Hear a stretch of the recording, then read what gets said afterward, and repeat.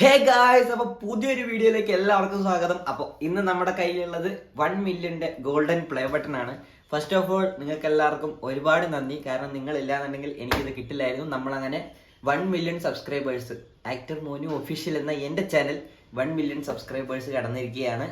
എല്ലാവർക്കും തുടക്കം തൊട്ട് ഇത്രയും നാൾ സപ്പോർട്ട് ചെയ്തോന്ന എൻ്റെ വീഡിയോ കണ്ട് അഭിപ്രായങ്ങൾ അറിയിച്ച് സപ്പോർട്ട് ചെയ്ത എല്ലാവർക്കും 1000 നന്ദി. Thank you so much. അപ്പോൾ കൂടുതൽ പറഞ്ഞ് വൈകിപ്പിക്കാതെ ഇത് അൺബോക്സ് ചെയ്ത് കാണിച്ചു തരാം. പിന്നെ ഇതിൻ്റെ ഒപ്പം തന്നെ Q&A ചെയ്യുന്നതാണ് ഗായ്സ്. അപ്പം മുറിക്കാം. ഇങ്ങനെ നല്ല വലിയതാണ് കേട്ടോ. സിൽവർ പ്ലേ ബട്ടണേക്കാളും വലുതാണ് ഗോൾഡൻ പ്ലേ ബട്ടൺ ഗായ്സ്. അപ്പം നമ്മൾ സെല്ലോ ടാപ്പ് എല്ലാം മുറിച്ച് കഴിഞ്ഞു. ഇനി നമ്മൾ തുറക്കാൻ പോവുകയാണ് ഗായ്സ്. എന്തൊക്കെയോ 2 സാധനങ്ങൾ പറന്നുപോയി. ഒരു മിനിറ്റ് ഗായ്സ്. ആദ്യത്തേത് യൂട്യൂബിൽ നിന്നുള്ള സർട്ടിഫിക്കറ്റ് ആണ്. രണ്ടാമത്തേത് ഇത് റിക്ക് എന്ന് പറയുന്ന പുള്ളിക്കാരൻ നമുക്ക് തന്നിട്ടുള്ള ഒരു കാർഡാണ്. അത് സിൽവർ പ്ലേ ബട്ടണിലും ഉണ്ടായിരുന്നു. ഇനി നമുക്ക് ഗോൾഡൻ പ്ലേ ബട്ടൺ കാണിച്ചു തരാം. ബൈ ഗൈസ്, നിങ്ങൾ കാണുന്നു എന്ന് വിശ്വസിക്കുന്നു. ആക്ടർ മോനു ഒഫീഷ്യൽ. പുറത്തോട്ടെടുത്ത് കാണിച്ചു തരാം.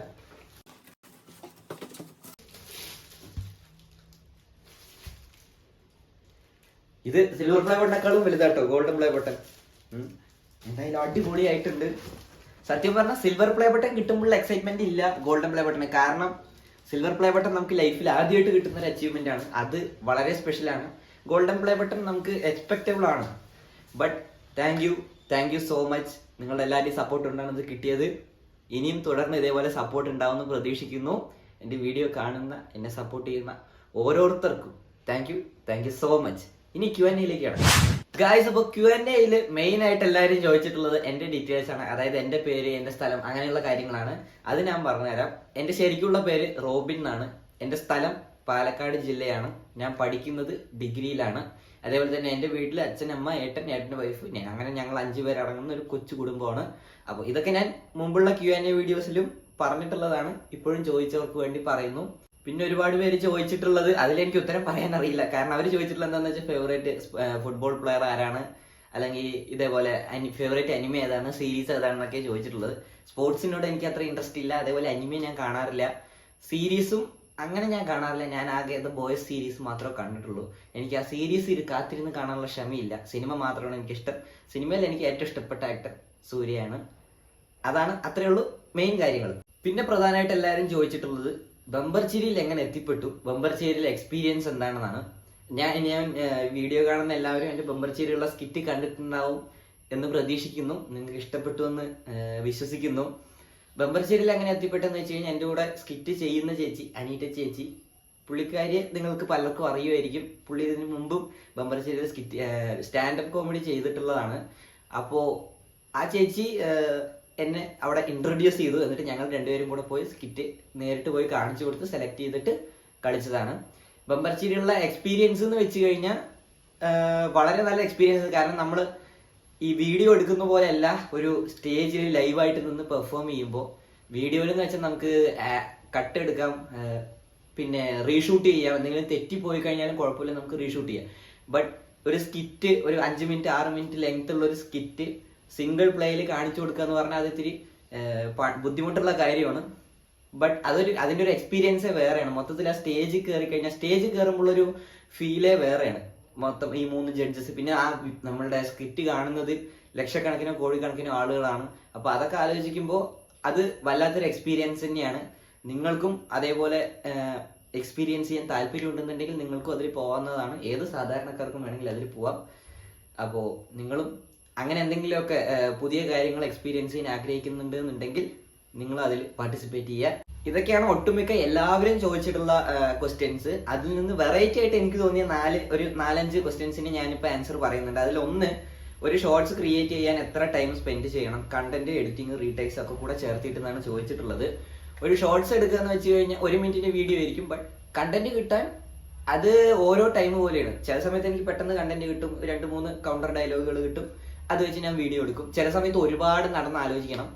അപ്പോൾ അത് ക്ലിയർ ആയിട്ട് ഉത്തരം പറയാൻ പറ്റില്ല. ചിലപ്പോൾ 10 മിനിറ്റിൽ കിട്ടും, ചിലപ്പോൾ 1 മണിക്കൂർ, ചിലപ്പോൾ 2 മണിക്കൂർ, അങ്ങനെയാണ്. അത് മാറിക്കൊണ്ടിരിക്കും.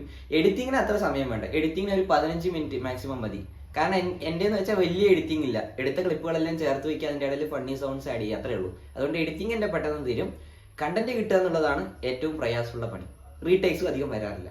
പിന്നെ അടുത്ത കമന്റ്, മോനുവിന്റെ സ്പെഷ്യാലിറ്റി എന്തെന്നാൽ കമന്റ് ഇടുന്ന എല്ലാവർക്കും റിപ്ലൈ മാക്സിമം കൊടുക്കാൻ ശ്രമിക്കും. അതാണ് ഞാൻ മോനുവിന്റെ വീഡിയോ സ്ഥിരം വ്യൂവർ ആവാനുള്ള ഒരു കാരണം. പിന്നെ കണ്ടന്റുകളുടെ കാര്യം പറയണ്ട, താങ്ക് യു. അപ്പൊ ഞാൻ എല്ലാവരുടെ കമന്റിനും റിപ്ലൈ കൊടുക്കുന്ന ആളാണ്. അവർക്ക് അത് വെച്ച് അവർ ഹാപ്പി ആവുകയാണെന്നുണ്ടെങ്കിൽ അവർ ഹാപ്പി, നമ്മൾ ഹാപ്പി, അതുകൊണ്ട് ചെയ്യുന്നതാണ്. പിന്നീട് അടുത്ത ചോദ്യം, what is your experience about your channel when you got 1 million subscribers?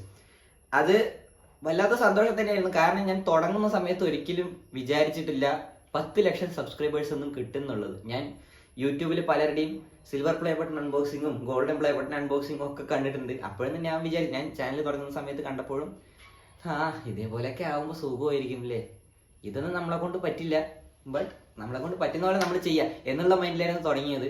But നിങ്ങളുടെ എല്ലാ സപ്പോർട്ട് കൊണ്ട് 1 million കടന്നു. ഞാൻ ഗോൾഡൻ പ്ലേ ബട്ടൺ ഞാനിപ്പോൾ അൺബോക്സ് ചെയ്തു.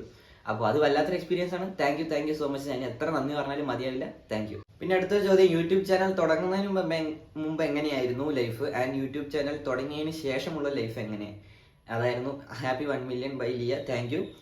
അപ്പോൾ ആ രണ്ട് ലൈഫ് തമ്മിലുള്ള വ്യത്യാസം പറയാനാണെന്നുണ്ടെങ്കിൽ വളരെയധികം വ്യത്യാസമുണ്ട്. യൂട്യൂബ് ചാനൽ തുടങ്ങിയതിന് ശേഷം അതുവരെ ഞാൻ എല്ലാവരെയും പോലെ ചിരിച്ച് കളിച്ച് നടന്നു. ബട്ട് യൂട്യൂബ് ചാനൽ തുടങ്ങിയതിന് ശേഷം ഇതിൽ ഫുള്ള് കോൺസെൻട്രേറ്റ് ചെയ്യാൻ തുടങ്ങി, കണ്ടന്റിന്റെ കാര്യത്തിൽ നല്ല രീതിയിൽ ആലോചിക്കാൻ തുടങ്ങി. അപ്പോൾ ഫുൾ കോൺസെൻട്രേഷൻ ഇതിലോട്ട് മാറി. അപ്പോൾ എൻ്റെ ടൈം പോകുന്നത് അറിയാതെ, അതായത് മറ്റേതെന്ന് വെച്ചാൽ സമയം പോവാതെ വെറുതെ ഇരിക്കുന്നു. ബട്ട് യൂട്യൂബ് ചാനലൊക്കെ തുടങ്ങിയ ശേഷം കണ്ടന്റ് ആലോചിച്ച് സമയം പോകുന്നതേ അറിയാത്ത പോലെ. പിന്നെ പ്രധാനമായിട്ട് ആളുകളുടെ അറ്റൻഷൻ കിട്ടി തുടങ്ങി. അത് ഞാൻ സത്യത്തിൽ വളരെയധികം ആഗ്രഹിച്ച ഒരു കാര്യമായിരുന്നു. എന്താണെന്ന് വെച്ച് കഴിഞ്ഞാൽ എൻ്റെ വീഡിയോ അല്ലെങ്കിൽ എൻ്റെ അഭിനയം കണ്ടിട്ട് ഒരു 4 പേരെങ്കിലും നല്ല അഭിപ്രായം നേരിട്ട് കണ്ട് അഭിനന്ദനം അറിയിക്കുക. ഇതൊക്കെ ഞാൻ നല്ല രീതിയിൽ ആഗ്രഹിച്ചിരുന്നു. എന്നോട് വന്ന് സംസാരിക്കും. ഇപ്പം ഞാനൊരു പുറത്തോട്ട് പോയി കഴിഞ്ഞാൽ ഒരാൾ എന്നെ തിരിച്ചറിഞ്ഞ് ബ്രോ വീഡിയോസ് ഒക്കെ കൊള്ളാം എന്നൊക്കെ പറയുന്നത് എനിക്ക് അങ്ങനെയൊക്കെ പറയണമെന്ന് എനിക്ക് ആഗ്രഹം ഉണ്ടായിരുന്നു. അതെനിക്ക് വളരെ സന്തോഷം ഉണ്ടാക്കുന്ന കാര്യമായിരുന്നു. അപ്പോൾ യൂട്യൂബ് ചാനൽ തുടങ്ങി അത് ക്ലിക്ക് ആയതിനു ശേഷം ഒരുപാട് പേര് എന്നെ കണ്ട് അങ്ങനെ സംസാരിച്ചിട്ടുണ്ട്. അപ്പോൾ അതിൻ്റെ പേരിൽ ഞാൻ വളരെയധികം ഹാപ്പിയാണ്. ഇതൊക്കെയാണ്, അതായത് യൂട്യൂബ് ചാനൽ തുടങ്ങുന്നതിന് മുമ്പ് ഞാൻ ഹാപ്പി ആയിട്ട് തന്നെ ഫ്രീ ആയിട്ട് തന്നെ നടന്നിരുന്നു. ബട്ട് യൂട്യൂബ് ചാനൽ തുടങ്ങിയതിന് ശേഷം വളരെ വളരെ ഹാപ്പിയാണ്. അപ്പോൾ ഇത്രയാണ് ഇന്നത്തെ വീഡിയോയിൽ കൂടെ ഉദ്ദേശിക്കുന്നത്. കൂടുതലായിട്ടൊന്നും പറയാനില്ല. എല്ലാം താങ്ക്സ് എന്നുള്ള ഒരു ഒറ്റ വാക്കിൽ ഞാൻ ഒതുക്കുകയാണ്. കാരണം അതിൽ കൂടുതലൊന്നും എനിക്ക് പറയാനില്ല. നിങ്ങളുടെ സപ്പോർട്ട് ഉള്ളതുകൊണ്ട് മാത്രം ഞാൻ ഇവിടം വരെ എത്തി. എല്ലാവരോടും ഒരിക്കൽ കൂടി താങ്ക് യു സോ മച്ച്. ഇതേപോലെ തുടർന്നും സപ്പോർട്ട് ഉണ്ടാവുമെന്ന് പ്രതീക്ഷിക്കുന്നു. Bye bye.